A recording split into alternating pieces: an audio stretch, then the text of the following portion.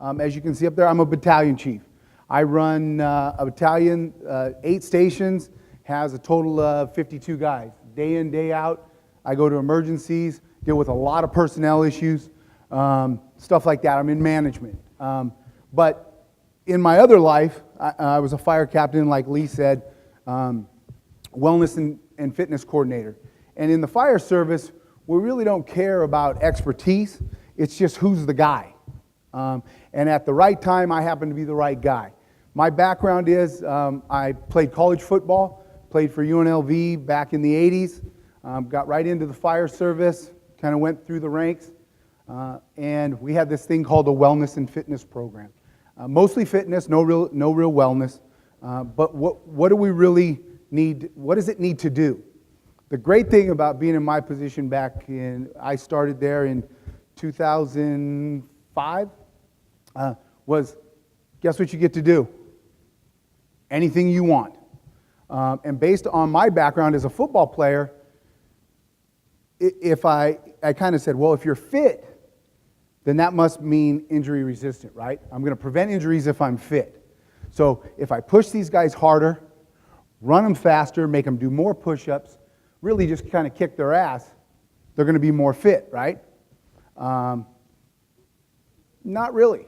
But I didn't really have the truth. I didn't have the education. So at the same time that I became the wellness and fitness coordinator, I get a call from our operations chief.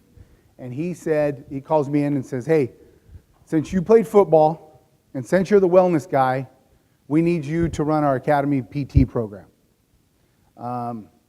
Okay, what's my directive? You know, what's my objective? And that's the one thing in the fire service we're very clear about. What's my objective? I need you to go through that door. I need you to put that fire out. So operations chief, which is the equivalent of the CEO of the fire department, says, last academy we had $250,000 in injuries over an 18-week period. Unacceptable. Okay? So again, as a fireman, okay, what's the problem? We have to identify what the issue is. So PT at that time was run 1.5 miles, build up to 5 miles, do 3 sets of 10 push-ups, do 3 sets of 10 sit-ups, and a couple times a week do as many burpees as you can. Okay? So I know what I'm not doing, right? Because that was $250,000. So the chief says, hey, this is what you guys said. Well, now that I know what I'm not doing, and I know what my objective is, what do I get? Well, you know, if I've got to go down this road, how much do I get to implement this? He said $50,000. I'm like, holy cow! I'm going to take a whole lot of really cool classes. You know, I'm going to go out and learn. And so we started running classes. So I started my journey. Okay, and back here is some of the other stuff that I had seen, but right here, the stuff I haven't read were key points in my learning process, okay? I don't even know if Gray realizes this, but we did a firefighter mentorship at Athletes Performance. And he did, you know, we called it Gray's Voodoo What You Do. And that's the whole toe touch test. Can't do it. He does some activation. All of a sudden, we're touching toes. It's like, who is that guy? That's some cool shit. You know, it was a great party trick. Forget what it really meant. But I was not ready to really see what Gray was laying down in 2004. So then, based on my mentality, and I'm not the guy that's going to say CrossFit is bad. That's the point of this. You do what you need to do to get your people going without hurting them. So that's kind of my disclaimer there. But for me, hey, this thing kicks people's ass. So let's go kick. Hey, I'm going to take that. I'm going to go back and kick some ass, and we're going to be fit, right? Guess what happened when I got back? I take full responsibility. 8 recruits got hurt. Whose fault is it? Is it CrossFit's fault? No, it was my fault. I screwed it up. Shit. Oh, excuse me, and I'll try to stop that, but that's the fireman in me. I go back in, and so if it's not getting your butt kicked, let's try some core stuff. You know, so I went to check it. And long story short, we go through this, but then I read an article that Gray and Lee had wrote here in 2006, and I'm like, okay, I've taken all this kind of stuff, worked with some really top-notch people, and I'm still hurting people. Now, the good thing for me is that threshold, 250,000, was so high that if I came in at 50, I looked like a rock star. So, it really helped me at that time till I decided really what we were doing. And the first time, Lee said, we had the conversation, I said, hey, Lee, I need to do this class. I've got these trainers. I really don't know what you do, but I know that kicking their ass and throwing more fitness and more barbells and more power clean, all this other stuff wasn't working. So let me see if this movement thing, because I don't understand it, but I know there's something there. So that's when we started implementing it. And then you can see kind of fast forward. So back here is where we started collecting data. And I'm not, where's Dr. Butler? Is he in the house, if he's here? Rob Butler gave me a perspective that I hadn't taken up to that point, which was, know where you're going, know where you've came from. And I wasn't a spreadsheet guy, but I knew that Excel could give me a lot of information. So started asking questions. If I'm doing this, what is the outcome? If I'm doing this, what is the outcome? And that's really what is driving where I've been, where I'm headed, and an opportunity that I see for every one of you guys that are willing to work with maybe not your traditional population, but a population that is definitely so somebody that needs the help and is spending the money. In today's day and age where reimbursement rates, I got friends that are PTs, ATCs, and government's cutting down, or Medicare or insurance companies are cutting down reimbursement rates.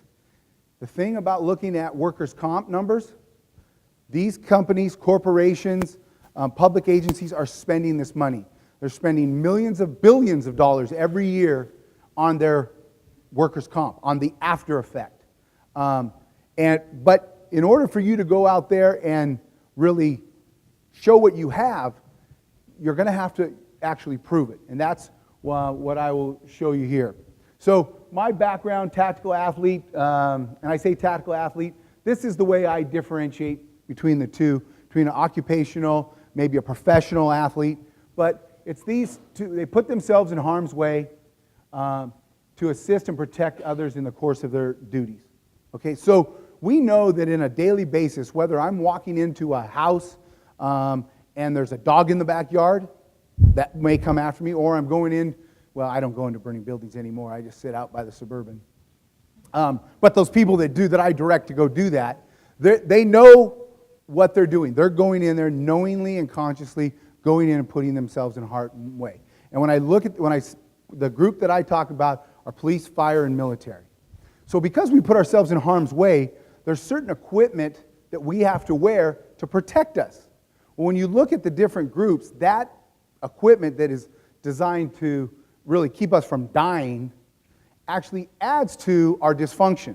So when we start talking about people, now that you've been through this and you know the different scores, that have asymmetries, that really are in that 8, 9, 10 range, and then you put a bulletproof vest in the case of a cop, or you put a gun belt in the case of a police officer, or in the military, their flak vest, you put their helmets. All these things restrict all the movement. In firefighters, you've got these turnouts, these big suits, Nomex suits that protect us from fire, and then we load 40 pounds on the back. So if they're already have poor hip movement, and then we put them into back extension, we are creating a problem before they've even done anything. Oh, and by the way, most of them are sleep deprived, dehydrated, and eat like crap. So when you look at that movement dysfunction, we add this equipment on them, and then you add those stressors, guess what? They get hurt. I mean, and nobody should really look at that in amazement. What shocked me was the amount. When you look at the millions of dollars that are spent every day, it's huge. And we'll come back to this. Really, what is the occupational athlete? Use their bodies in the course of their daily duties or job. Who's that? Everybody else. Okay? Does a secretary use their body in the course of their day? Yep. A CEO, a trashman. I've worked with Southern California Edison. They're the power company. They climb the poles. So basically between this, which is where I started, and this, we basically have society. We have basically humans. This is a mindset that needs to change, I think. This was me right here. I was in the process of building a team full of badasses, okay? Which really, I needed 100%, or I thought I needed 100% capacity. Which, whether you want to use capacity as max heart rate, max effort, whatever you want to call it. But in reality, this is what I need, okay? I need all my team, because if I go onto a fire and I plan to have 15 people show up, which is all the different equipment that's coming to that emergency, and right out of the gate, I lose 2. Not only have I lost the ability to fix the emergency, but I'm down by a manpower of 2. But what if they go down inside the emergency? Then the whole purpose we were there for goes to the wayside, and now it becomes a rescue operation. So if we look at everybody, how many people really need to have this 100% capacity? I would say some pro athletes, but even most pro athletes, they're not going 100% of the time, right? They may be going 100% for these few seconds, and then they get a break, and then these few seconds. So when we look at our training, and we look at as we're putting this out over years, because for your clients, the worker, 30-year career, 20-year career, it's a lot different than the athlete who has to get maybe 3 or 4 years out of their career. And so we have 30 years in order to do this. So you go back to what I originally said, hey, I'm going to kick their ass the first 18 weeks of their fire career, and then I hurt them, I build this function. What am I creating for the next 29 3/4 years?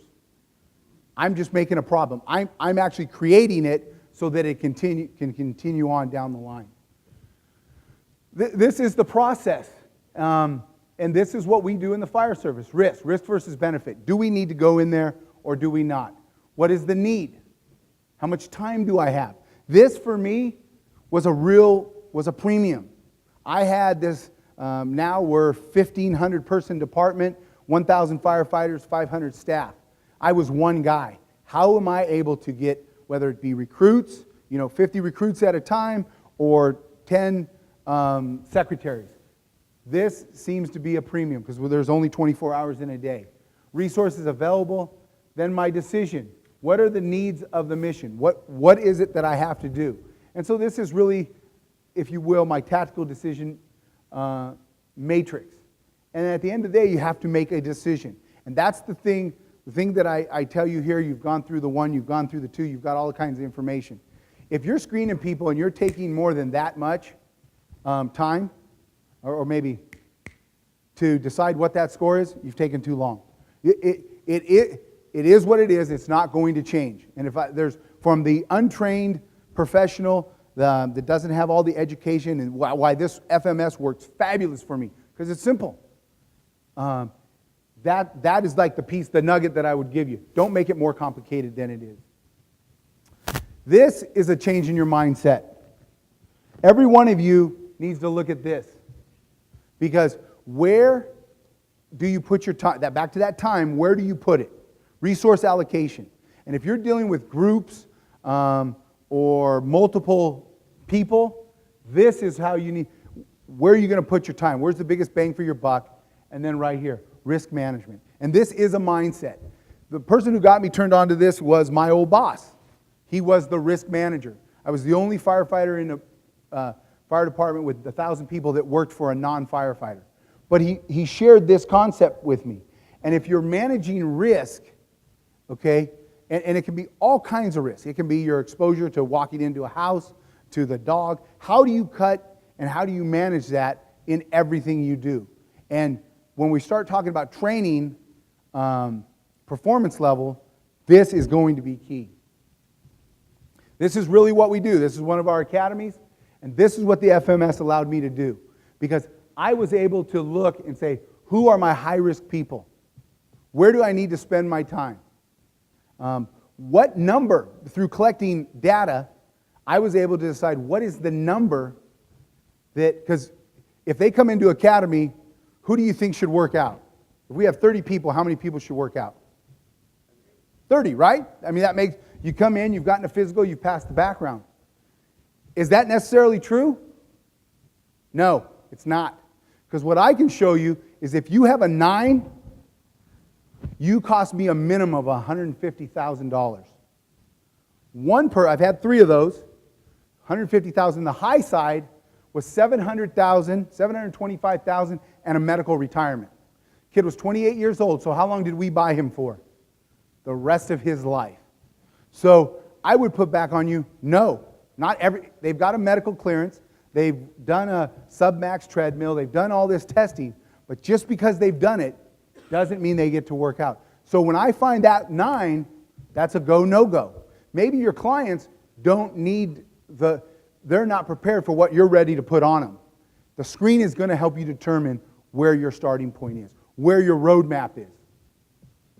This is, I call it the dysfunctional pyramid. For those of you who've seen Gray's pyramid, his looks a little bit different. But in the fire service and really in the tactical environment and in a lot of trainers and gyms, this is how they build their program. Right? They want to get stronger. They don't care about whether their back's bent, whether they're hinging at the hips. Pain is normal, right? When I played college ball, I squatted 6'10", and what did my strength coach? He went to Nebraska, Boyd Eppley's Nebraska, was one of the first people to graduate from his strength degree. And what did he tell me when I said, Coach, man, my back is killing me? For heavy squatters, is that normal? Yeah, he said, that's normal. Okay, cool. I guess I just got to walk like this, you know? I'm 21 years old. It's normal. Well, like you've heard here, it's not normal, and it shouldn't be. When we look at, the pyramid, this is really, and I talked about it, who falls into our client base. It's everybody. And this should be the driving force because these people down here, businesses, they know this. This is going to add to their bottom line. This is what we based on. We've talked about the kinetic chain. Now, I talked about it at the very beginning about the tactical athlete. We wear these really tight boots, okay? We wear belts around our waist. We wear stuff that restricts our shoulders. So we talked about, mobile, stable. So if I'm standing like this and I have poor hip mobility, okay, to start with, I put this stuff on, and then I put a boot that is designed to protect my ankle. Okay, so removes my mobility in my ankle. And then I have tight hips. What do you think the leading injury is for firefighters? What's between the ankle and the hip? The knee. Right? Ankle, hip, knee. Is that a surprise? Okay, what's number 2? Between the shoulder and the waist, what's the next one? Back. And when I saw this, it was like an epiphany, like, whoa, this makes perfect sense. But you can see that if they're already compromised or dysfunctional to begin with, and now we add this to them, we're just adding to the problem. This is just the different environments that we work in, day, night, really doesn't matter. This is a guy who's got 2 years on, okay? He's climbing on the ladder truck. He's doing all his stuff. Why is it that he finally came to me? Okay, I take that back. He's been on 5 years. How many times has he been on workers' comp in 5 years? 6 times. Does anybody go, oh no, that surprises me? Okay? You look at the doubt. He's about ready to break it. Okay? And the reason I videoed this is he says, I move fine. Okay? In his mind, he didn't see any problem with how he moved. But when you show video, guess what? It's revealing. So within the fire service, this is an old 2002, $2.8 to $7.8 billion. Okay? So what do you... The best, I took just medical cost and took the same percentage of increasing them and then put that same number here, and this number is closer to 12 to 13 billion today. You look at the types of injuries, sprains and strains. This is where you guys can be rock stars. When you look at this, initially you go, so does anybody remember when I brought Lee in? Boy, that functional movement screen is really working well, okay? But when you go back and you look at the amount of employees, and then you do some math, okay? If you go into an employer who's currently paying about $10,000 per employee, okay, for those that are injured, and you bring it down to 4, you're a rock star. You think they're going to come back? You think they're going to keep you for next year? Yeah, absolutely. They're going to keep you for next year. Now, and I would love to say this is all FMS. It's not, but it is the foundation of what we do in here. Is the foundation is built on FMS, is movement first. Because do I get everybody in my fire department to screen? No. Bo was there for 5 years before and he's a good friend of mine.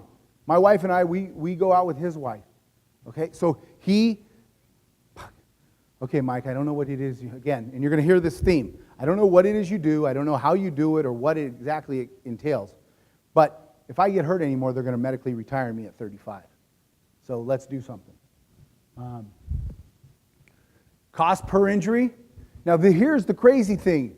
It wasn't right here, 2008, right? Because when you're collecting data, you got to ask. I would love to look at only the good stuff, but I got to look at the bad stuff.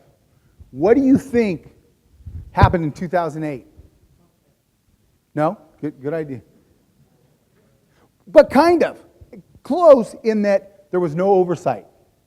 So I started as the wellness and fitness coordinator, and then I transitioned to our academy coordinator. So instead of just doing the PT, I ran the entire operations. So guess who they put in there? A combination of nobody, because they're saving money, right? It's not that important of a position. And a guy who had kind of worked under me, but didn't have the whole entire background. Didn't know where we had come from and really where we were going. So lack of oversight. So here's another justification of why they need you. Because you, in real time, day to day, month to month, you can crunch this data. So we look at, and you need to look at the full data. Don't just assume right here, okay, I started getting scared. Whoa, we're trending up on back injuries. They're going to think I'm not doing my job. But then I look at costs. What does that tell me? Maybe I am. And then let's go per back injury. My chief, is he happy with this? Yeah, absolutely. Because in our profession, are we going to ever get this number to 0? No. The second part is by not only screening, but now they need continuing education. Right? Because you've introduced them to this stuff. Now they need your services to go in and show them how to do all this right. Because that's the second part of this. I talked about shoulder injuries. Same thing, they're going up. But remember the slide of what happened here on our employees? Did we have more employees in those years? Yeah. But when my chief called me and said, hey, back injuries are going up, what are you doing? I was able to say, yeah, because we've increased our workforce by 200 people. That's a real big, that gives you a reference point to look at these numbers. And then if I look at cost per injury, I'm more than a third, less than a third of what it was when we started. What type of program did we have back here? 0. We didn't have one. Here's the police. This is a department in New Mexico. This is their 5-year worth of injuries. Knee, shoulder, ankle, lower back. This is now the problem with this, and part of my job in going in and working with these people was to set up their data collection system. Because you're only going to get so much information from this data, but it's what I had to work with. So then we look at, whoa, So what if I could just bring knees down 10%? Nothing, everything else stayed the same, but I was able to bring that down 20%. $100,000. For him, the undersheriff told me, that's another patrol officer. I can put another guy on the street for that. He was shocked, because when I asked him for this, he was aware of it, but he was shocked on really what it was, like how bad it was. So we want to target, when we went in and we started doing the started screening their recruits, these are what we set as our objectives. Knee injuries, lower back injuries, shoulders injuries. Some of these,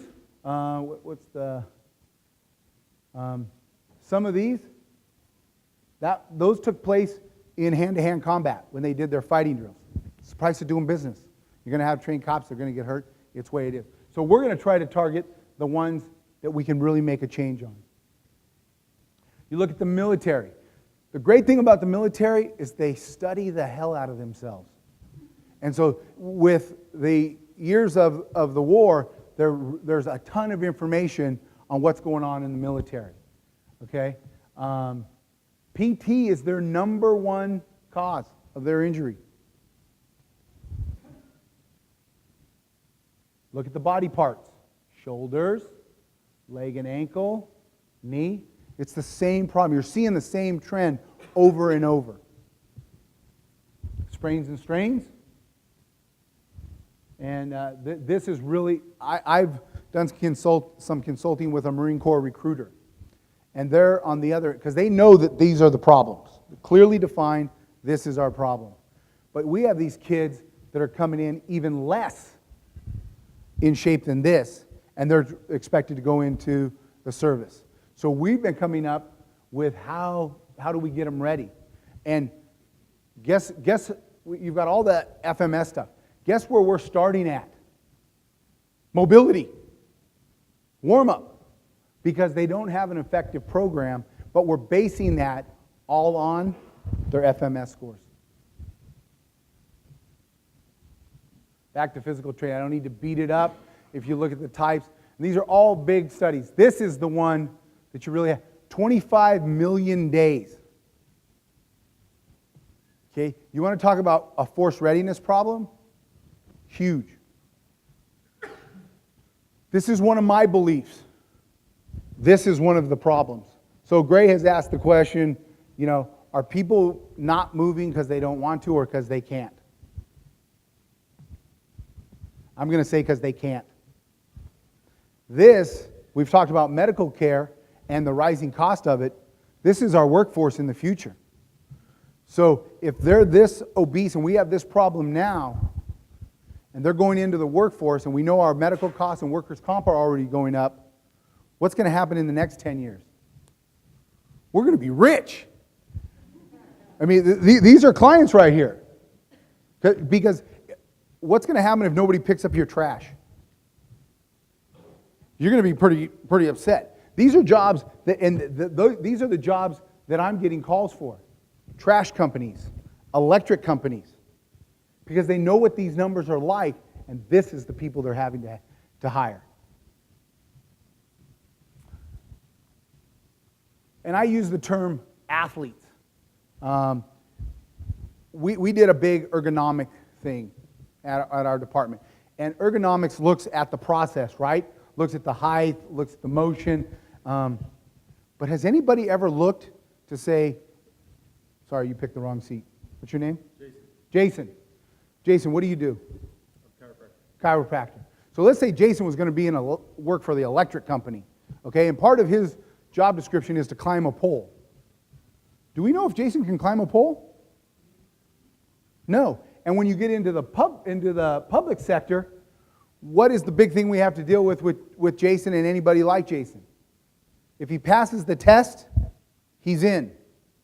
We don't look at, does Jason have the ankle mobility or the knee, the hip, or is he, every time he climbs that pole, is he doing this and his knees are collapsing in? Maybe Jason can't do that job.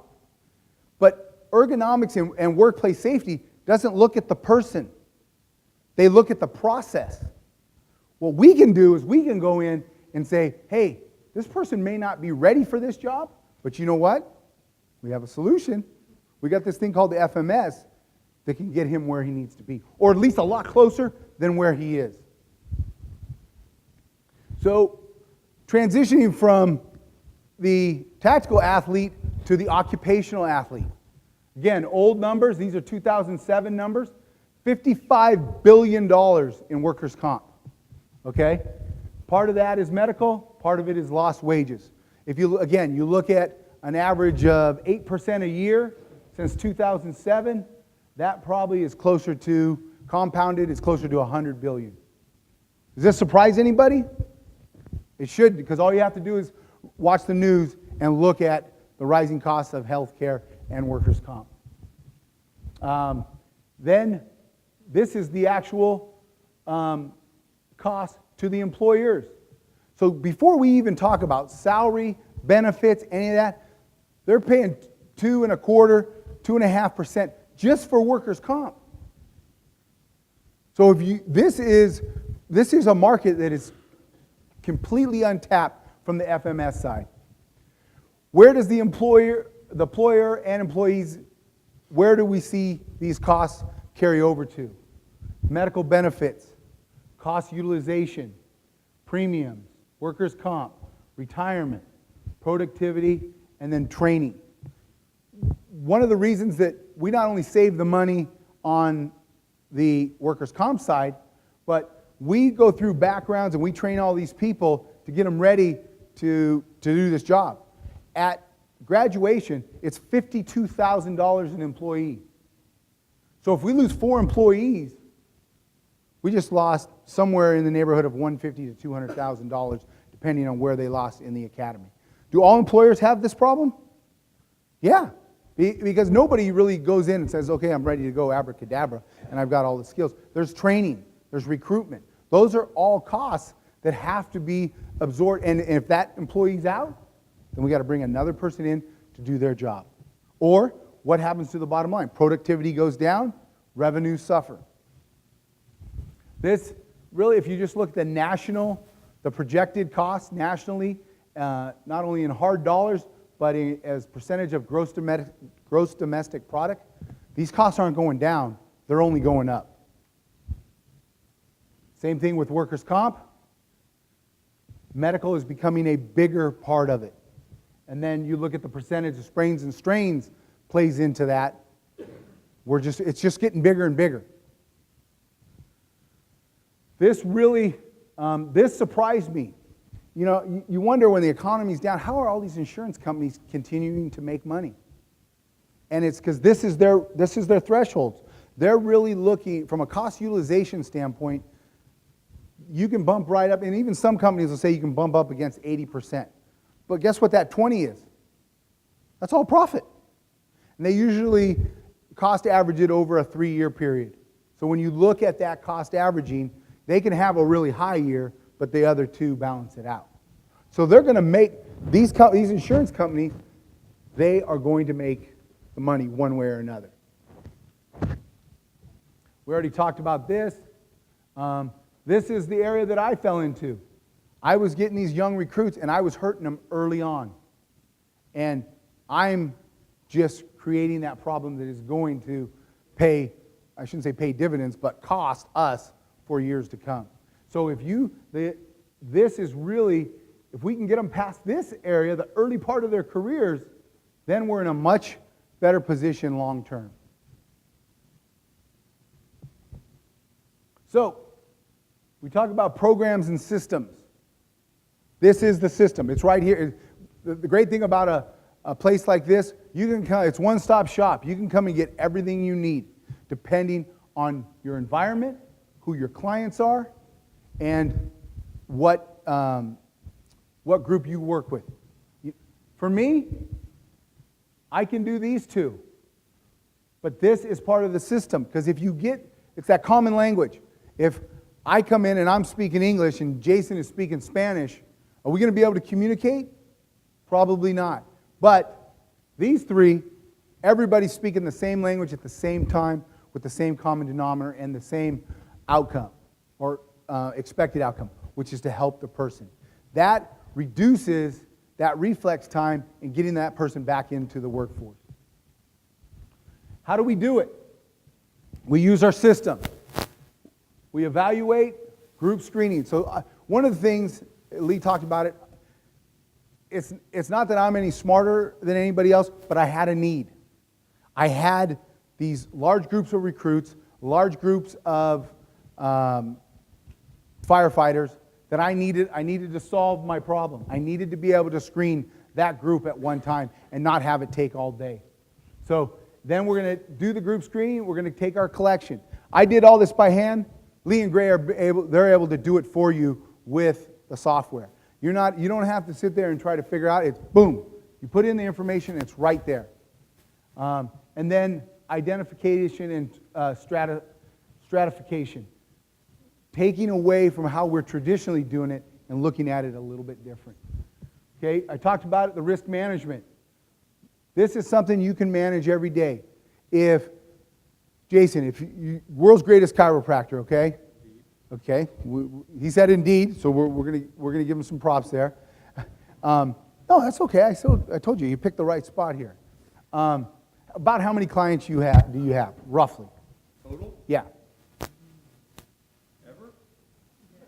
Currently under your care. Okay, about 100. Okay, if you had 100, and over a year's time that went to 25, do you need to do any statistical analysis to say your program is working or what you're doing is working? Probably not. You lost 75%. Right? You lost 75%. Now there's an upside and a downside, right?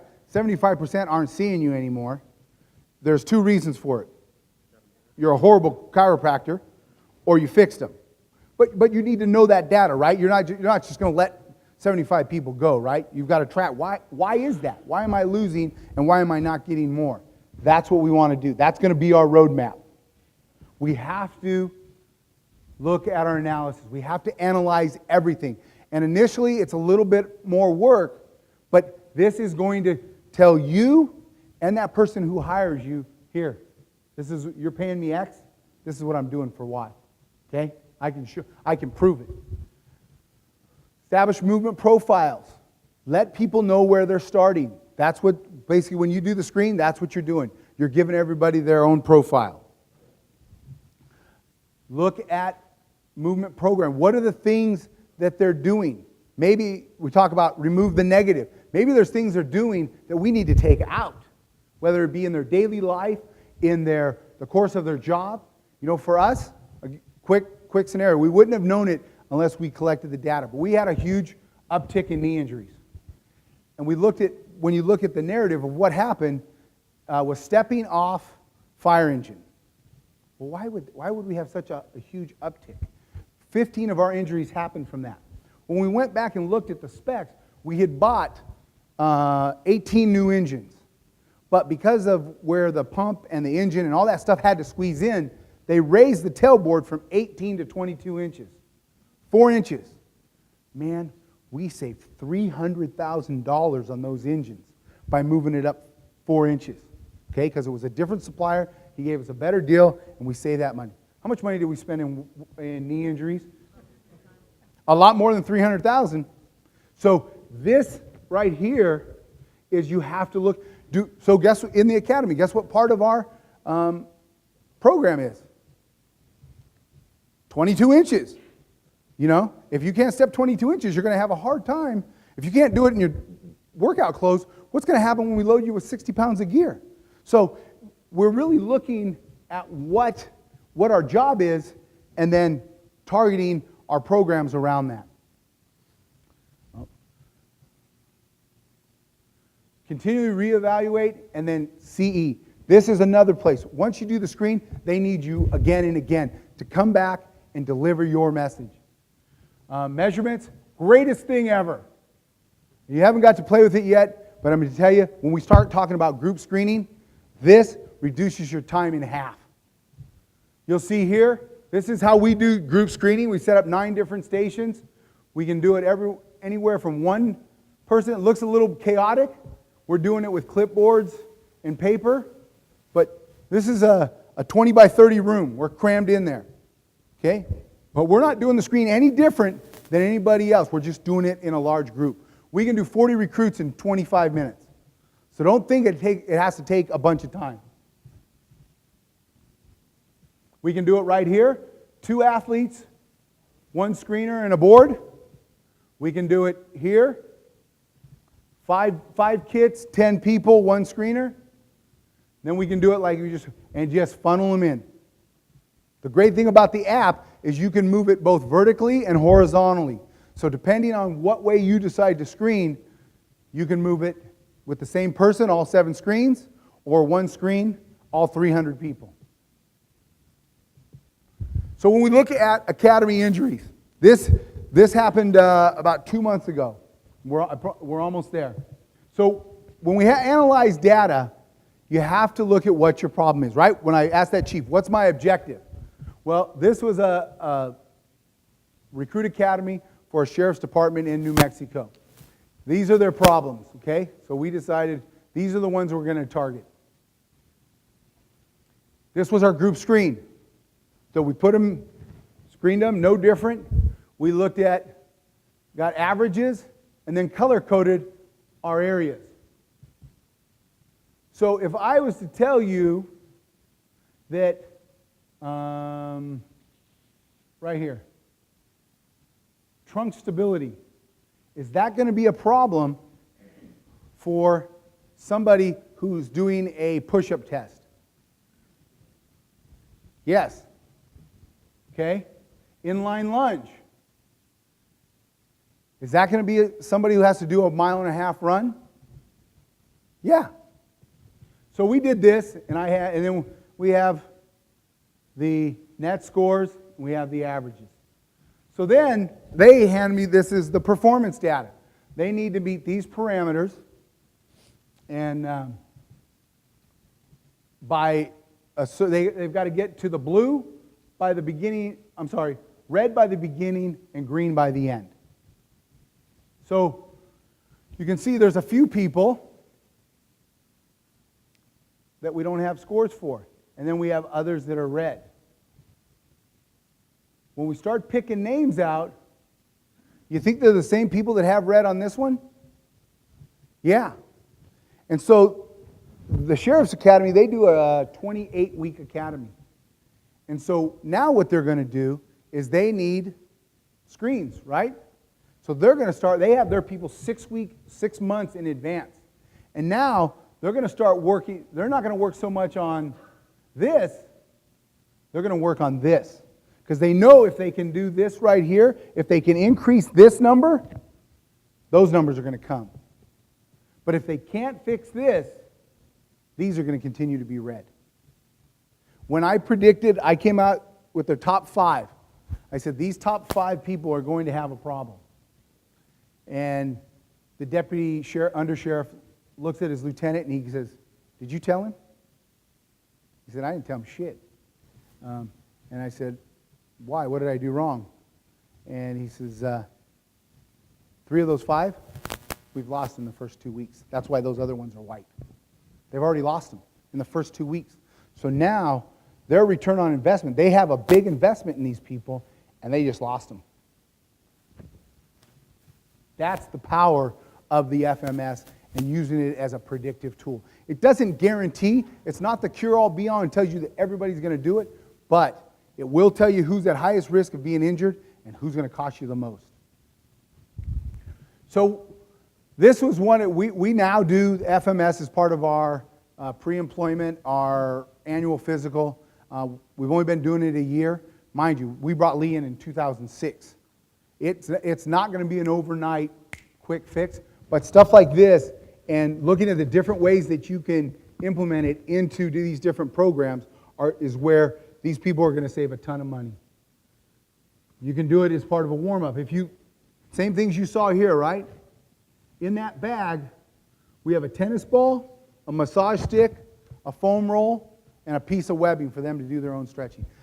We issue them a turnout coat, Nomex pants, boots, helmet, and a bag with a foam roll, massage stick, tennis ball, and webbing.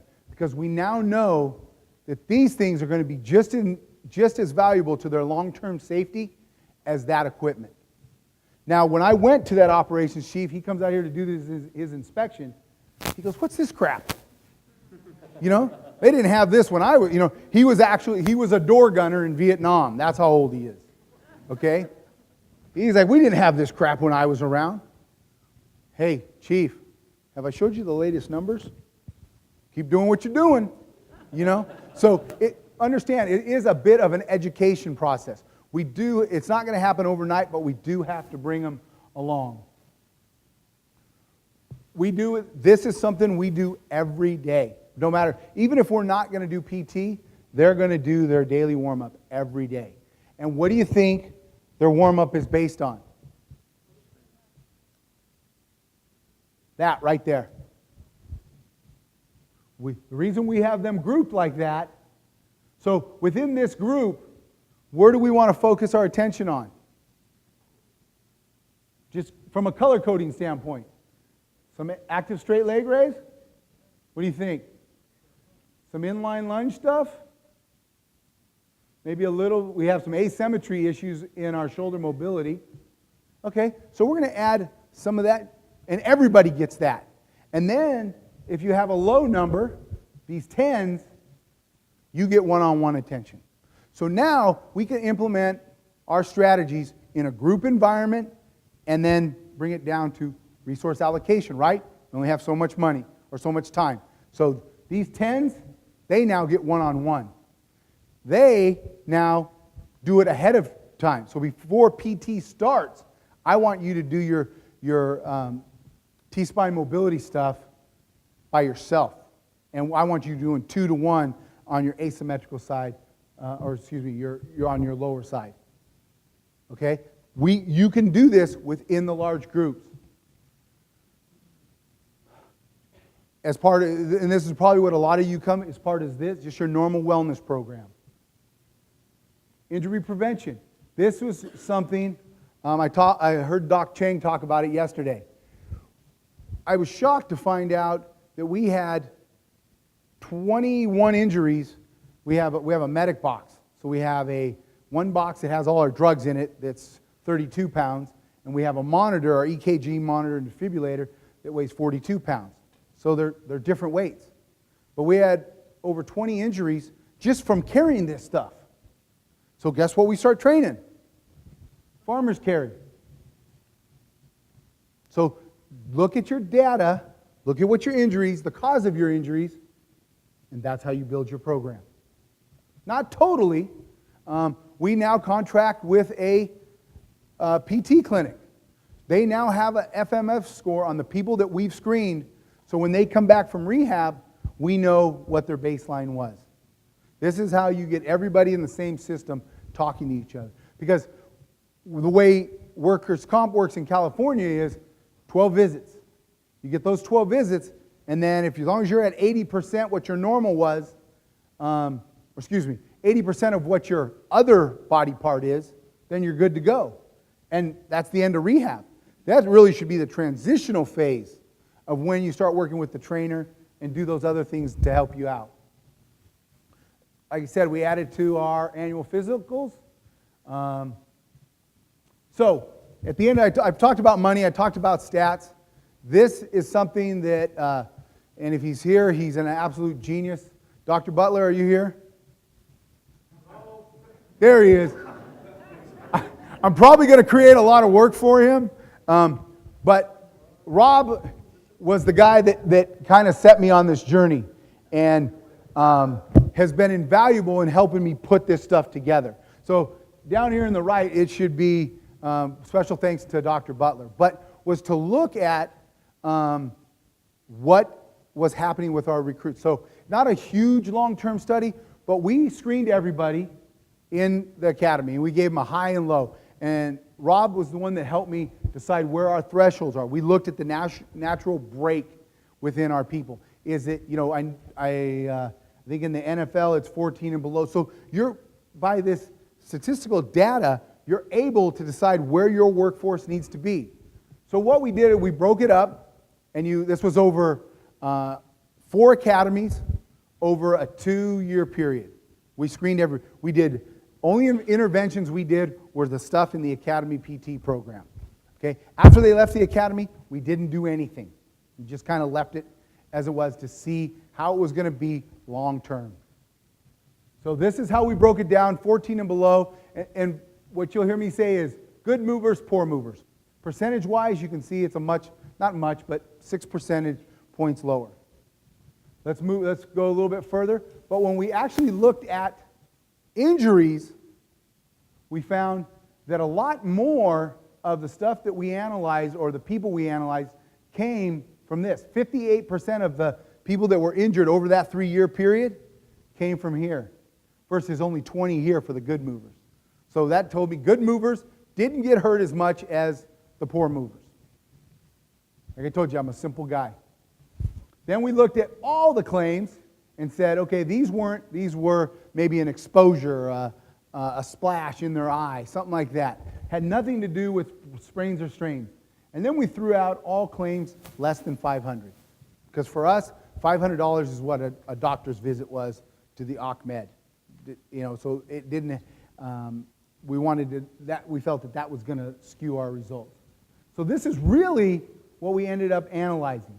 31, so let's back up for a second. Remember, 31 of the 53 injuries came from that group versus only 12 from this group. Now what really matters. That group made up 85%, over a 3-year period, made up 85% of our costs of that group versus the good movers. And remember, this was a lesser, from a number standpoint, this was a lesser number of people than the other one. So what does this tell me about the severity? These guys, not only are they getting hurt, but when they do get hurt, they're getting hurt really bad. This is where I found my go, no-go number. When I went through this, didn't intend to do it, but I went through and said, oh man, I didn't even realize his injury cost us $640,000. It was 3 surgeries, ended up being retired. Okay? So it was like, wow, is there some? Oh, there's another one. That one was I think $280, and the other one was $150. Those 3, and they were all 9s. So then we looked at the cost per sprain and strain in this group versus that group. Almost 3 times as much. And then this is where Dr. Butler said, well, there's always statistical abnormalities. So we take the high and the low. I thought for sure this was going to screw my numbers up. Here, still almost 3 to 1. Performance, right? FMS is not a predictor of performance. But we do a physical agility. So I went back and looked at the same thing. And across all 4 academies, it was tighter there, but across all 4 academies, the good movers had better times in the physical agility than the poor movers. So when we look at moving forward, and I used athletes generically, what athlete cannot benefit from this? And you may think I'm being funny by saying geriatric. I work in an area that has the largest population of 55 and over in California. It's called Leisure World, or Laguna Woods in California. What is the number 1 cause of people going into elderly care homes? What? Falls, right? Okay. What is the number 1 cause of people who die in elderly care homes? What? Fractures from falls. It's back to falls. How motivated are you going to be not to fall? And I was a paramedic in this Leisure World Village of my 25 years. I was there 9 of them as a paramedic. And I can't tell you the hundreds, if not thousands, of broken hips that I went on. This is a very real population because nobody wants to be 70 and sit like a bump on a log. So really, who is our population that we can target this to? Everybody. a lot of you with your backgrounds focus on athletes or people that are come to the gym and want to get in shape. But I'm telling you right now, if Medicare's dropping your billables and you're looking at revenue sources, and you're looking at different things that you want to go look after, it's not going to be as easy as the guy who comes to you and says, I want to get in shape. But these are the population and people that need our services long term. Because you can tell them where they started, you can tell them how they're progressing, and you can tell them when they're where they're ending up. You give them a score. It's a hard number. And as they move better, how are they going to feel? That's all going to go up either. Now their activity levels, you then become a rock star. So whether you do it for tactical athletes, occupational athletes, or old people, or professional athletes, or weekend athletes, whatever your population is, look at it from a different perspective and start collecting that data. Because if you collect the data, nobody can argue with you. What you're going to see here pretty soon is basically a nutshell of what I've covered here. We're going to roll this out probably January 1 of 2014. It will be a separate workshop that will go over how to collect this data. It will give you the software to tie into everything you're already doing and to approach these companies. Because this, as much as there's athletes and all that type of stuff, this is another revenue stream or product line for you guys in the future. Thank you.